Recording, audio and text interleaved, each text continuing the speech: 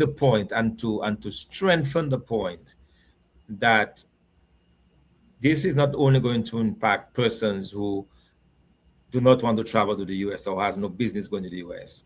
Some people may be rejoicing, saying, "Well, it does not bother me because I had no plans of going to the US." Others are saying, "Well, why do you guys want to go to the US?" It is more than that.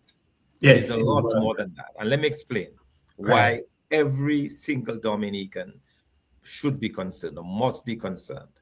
I mentioned about the empty planes that are going. The individual, you could be a taxi driver, you could be someone working in the hotel industry here in Dominica.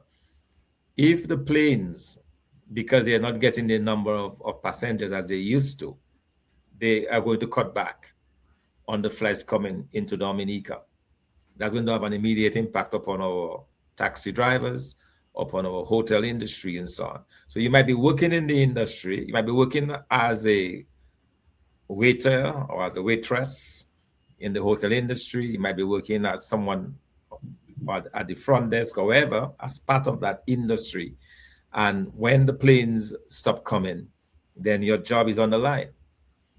So you don't want to go to the US, you have no business, you're not interested, but it's going to come and meet you right there in Dominica because there is a possibility of job loss on account of that. That's a very important point, you know. The second very important point, I want every person listening to hear that very, very clearly. In every instance where the partial travel ban has become a full travel ban, it comes with a warning by the US authorities that their nationals, US citizens, should not travel to those countries. If, God forbid, we move from a partial to a full travel ban, that will become operational. And from the time the tourists here or the American citizens here that their government is advising them not to go to a certain country, they will not come.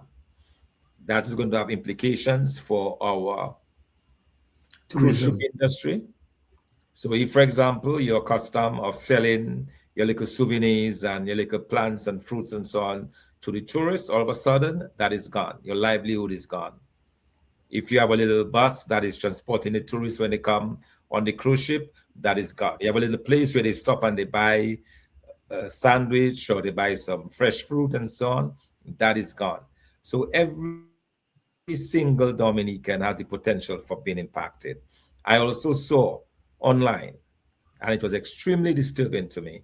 I saw where the largest black travel agency in the United States, the largest black group that looks after the welfare of black travelers across the world, they were warning them about traveling to Dominica.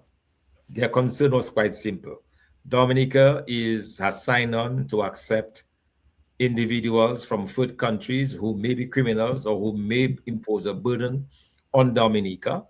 And their advice is that Dominica does not have the infrastructure or the means to take care of these individuals.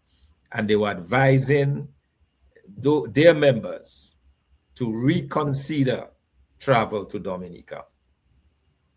Reconsider travel to Dominica. So if people are to take that on seriously and figure out we are going to have a problem down the road, they will not come.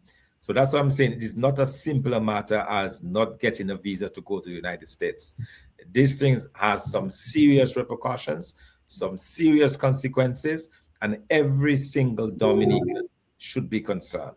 And that's why it makes it even more painful for me to have seen the flippant way in which the Prime Minister dismissed the concerns of other people. Say, well, I have my visa. So you have your visa, Mr. Prime Minister. But that does not take away the fundamental problems which we will face because of the partial ban that you have caused to be imposed upon the people of Dominica. And it's time you own up to this. It's time you accept that you are the one responsible for it.